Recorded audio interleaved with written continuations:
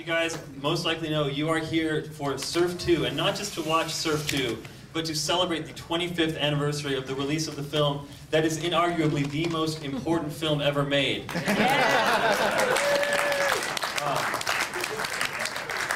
Some of you guys, how many people here, raise your hand if you have seen Surf 2 before? All right, these are some true warriors, but the rest of you are about to have every atom in your body burst into flame in the theater. So I guess we'll kind of miss you or whatever, but you're going to enjoy it a great deal. This is a movie that is too powerful for the DVD format. So that has not existed yet. This is a movie, some people, I guess, could say that a movie is like a party in the form of a movie, but this is like 5,000 parties in the form of 10 million parties. Like, just take the movie out of it. Like, this movie is just pure fun. It is a distillation of fun. So we have 3 of the production gentlemen here, and we also have the film star, Eddie Deezen, who's in the house.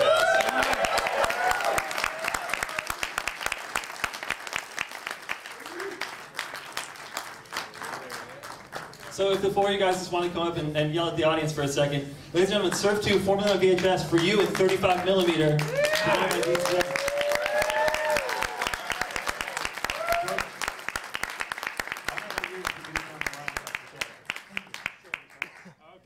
Hi, good evening. I'm George Braunstein, the producer. Thanks so much for coming.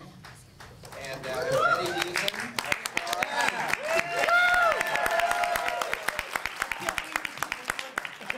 Friday night in Hollywood. I can't believe you don't have something better to do with your time. I appreciate you coming. Surf 2 is one of the craziest, strangest movies ever made. I have a million memories. I think we're going to, afterwards, we'll do a Q&A with you, if you want. I want to thank all you nice people for coming, and I want to thank Zack particularly for doing this. Thanks, Zack. Thanks to everybody. And Randall Badat, the director, is here. And Scott Easton, the first AD, is here as well. We shot the film in 29 days on every beach up and down the coast of Southern California. We had a lot of fun. It was a great time. And all of that fun is visible, intensified on screen very quickly. We have some trailers of other movies that tried to be as fun as Surf 2 but failed. But you know, we're just ramping up to this experience. So enjoy those trailers. And then again, these gentlemen and several other people involved in the creation of the film will be up on stage for a very compelling and explosive Q&A after the film. One more thing, it's very important that we thank Phil for making this show happen.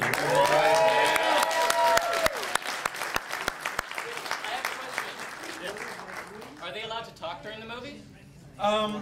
You know, we'd prefer that they not talk so we don't have to kill them. That's all right. Keep it quiet. Are they allowed to text? No, they're not allowed to text because it sends out a blue halo of shittiness. They do. Thank you for your questions. Surf 2 is a movie that has been very wrongly disregarded by some of the, the elite, of the so-called elite of the film viewing community.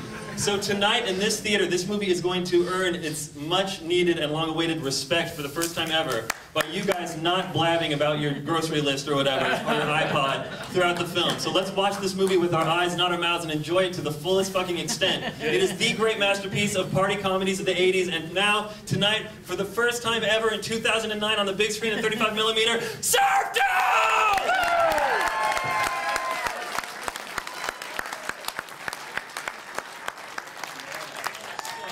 We are going to welcome Mr. Eddie Deezen here.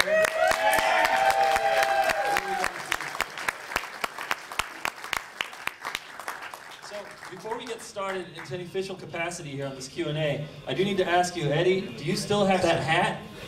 That big, beautiful hat? No, it's long gone. You think comic books, baseball cards, it's one of those things that disappeared somewhere over the years. I don't know where it is. I remember buying it. I bought it at a place called Oz in Century City, but it's long gone. Oh, you guys didn't buy him the hat?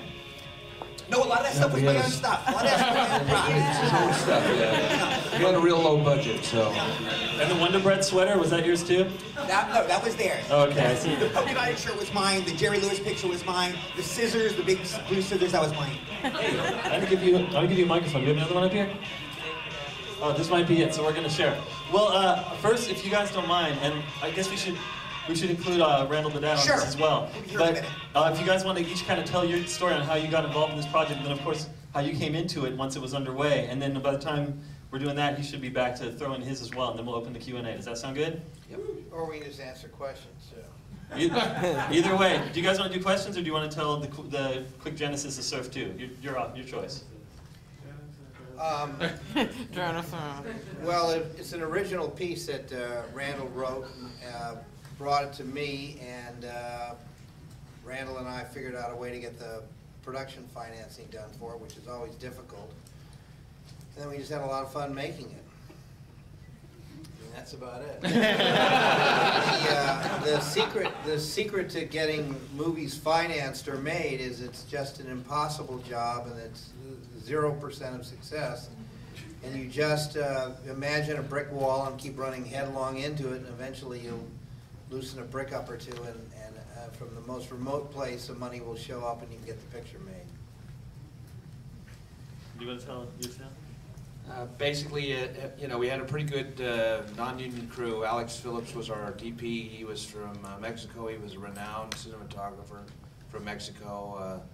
He'd done a lot of really high-class films down there, and his gaffer. A lot of people that worked on the crew 25 years ago are big time.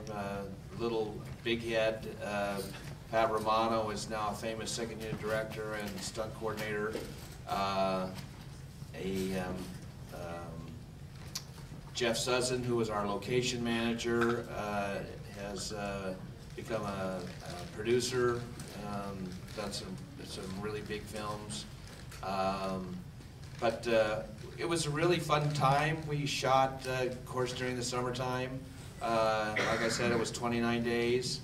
Fast and furious. The set was built in a little warehouse over on where Fairfax and La Cienega could come together. We picked that particular location because it had a wood roof, so it was because it was a really noisy set with all the special effects gizmos that Menlo put together,